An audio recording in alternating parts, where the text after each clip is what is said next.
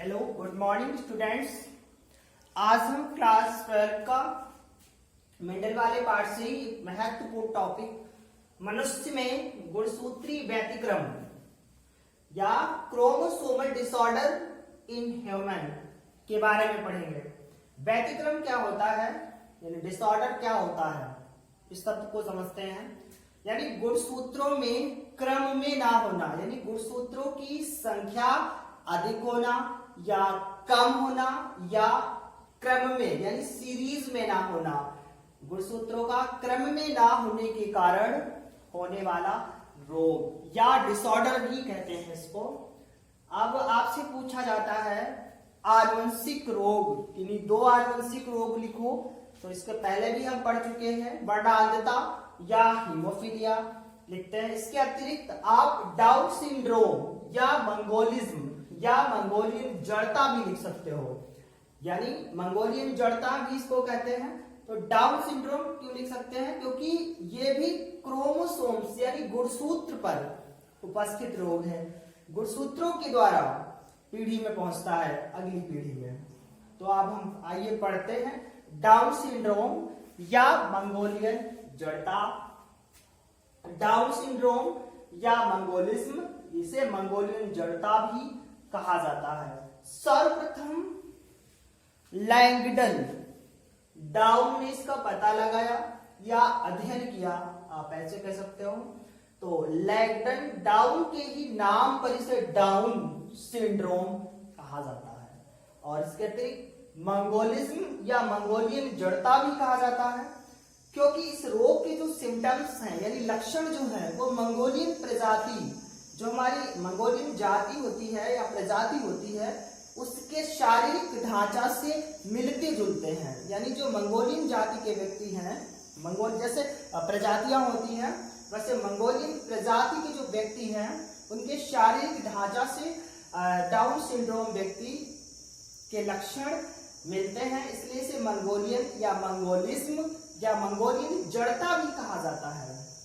अब देखिए होता क्या है ये रोग, यानी डाउन सिंड्रोम क्या होता है इसको देखते हैं। तो यह सिंड्रोम मनुष्य में 21वीं जोड़ी के गुणसूत्र की एकाध सूत्रता के कारण होता है।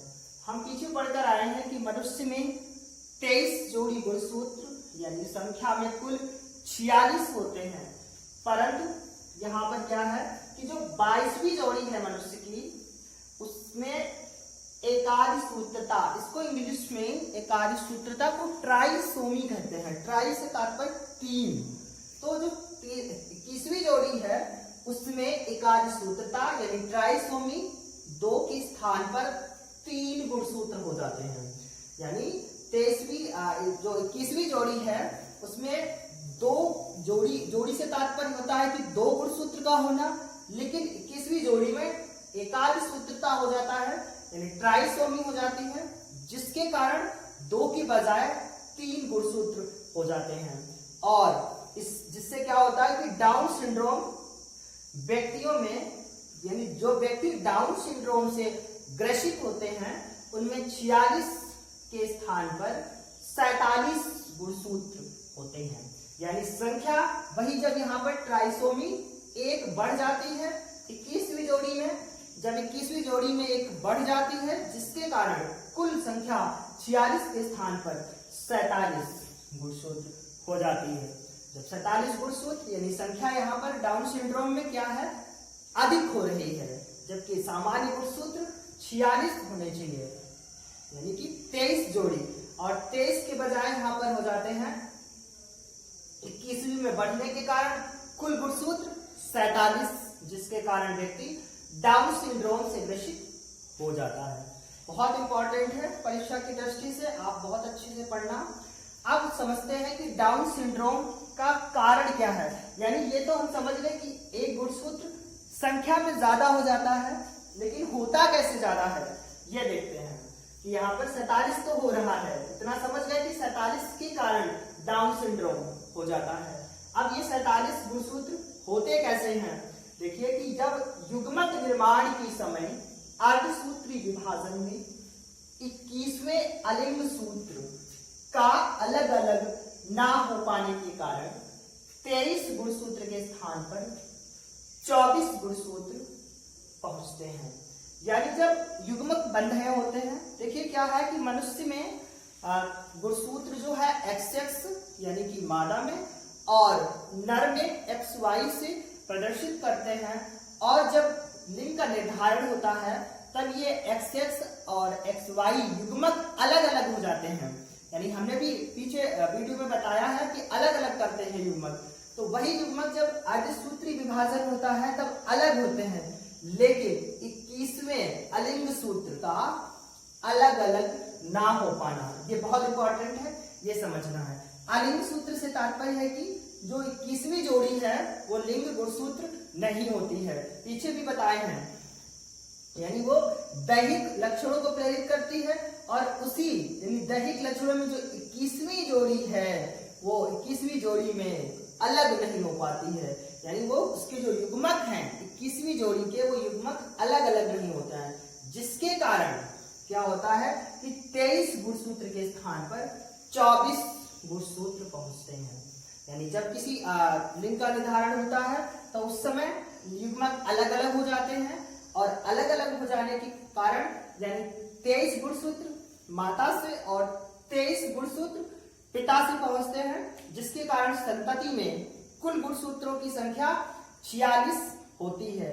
परंतु यहाँ पर जब ये 21वीं जोड़ी अलग नहीं होती है, अलग ना होने के कारण एक संख्या ज्यादा रहती है, और ज्यादा रहने के कारण 24 गुणसूत्र पहुंचते हैं। और ऐसा युग्मक यानी दूसरे युग्मक से, यानी ये 24 गुणसूत्र वाला युग्मक जब दूसरे युग्मक से संयोग करता है तो जब संतान उत्पन्न होगी उसमें क्या हो जाता है, कुल संख्या 47 हो जाती है। देखिए एक ये युग्मक की संख्या 24 आ रही है, हम जैसा बताए थे यहाँ पर कि 23 गुणसूत्र के स्थान पर 24 हो रहे हैं।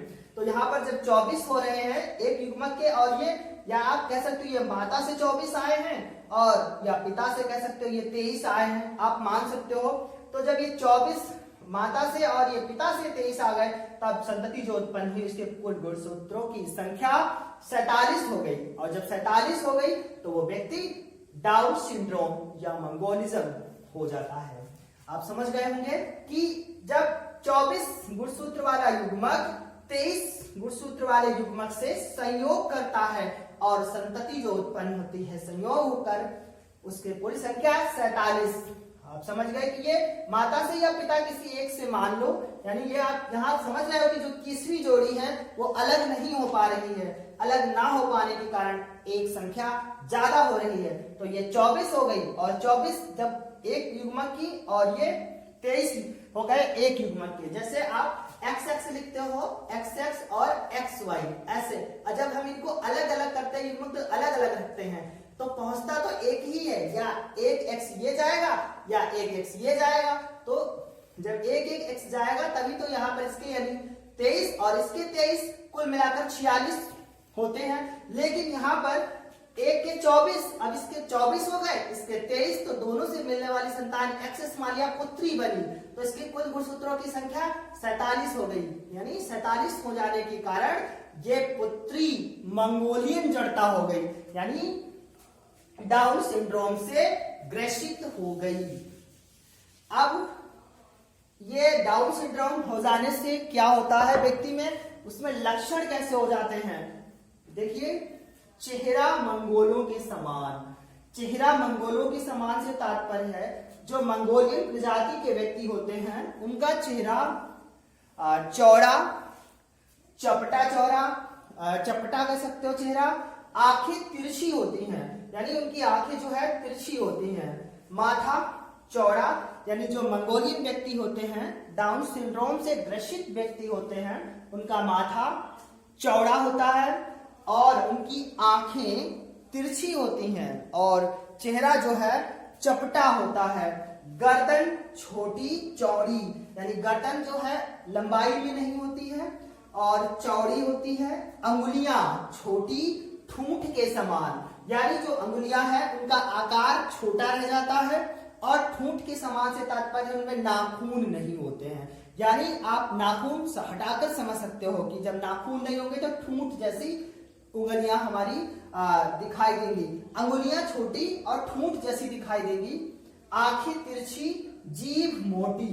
इनकी जो जीभ होती है वो मोटी होती है, जिसके कारण इनकी वाणी भी जो यानी बात करने की वाणी जो है वो भी विकृत हो जाती है, और इनका मुख जो है खुला हुआ, इनके होंठ जो है मोटे होते हैं आकार में, और मुंह खुला रहता है, यानी लगभग इनका मुंह जो है खुला रहता है, और जीभ मोटी होती है, बाहर भी निकली रहती है, यानी इनकी जो जीभ है मोटी भी रहती है, और सामान्यतः जो मंगोलियन व्यक्ति हैं उनमें जीभ बाहर हमें दिखाई देती रहती है, निकली रहती है।